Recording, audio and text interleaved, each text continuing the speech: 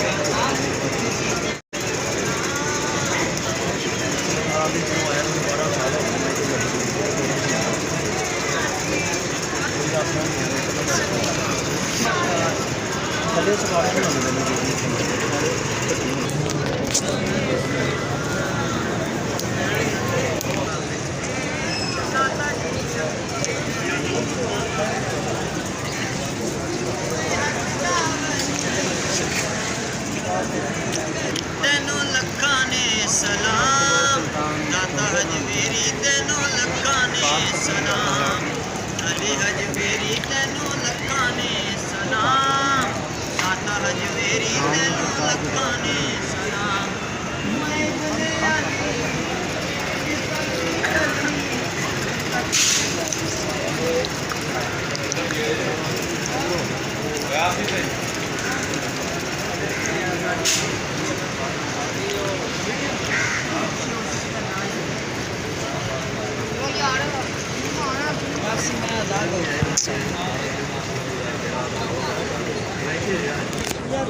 ये सामने जी मस्जिद है।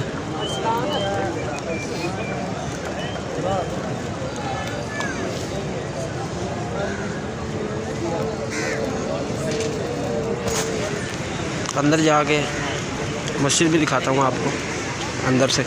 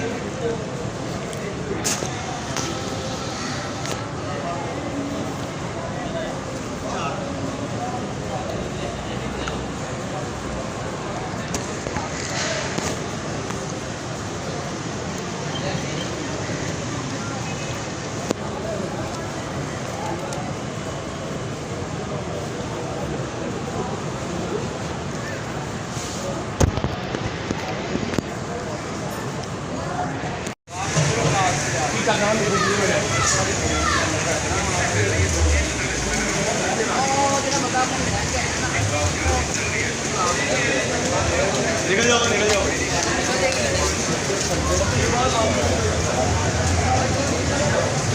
सारा कुछ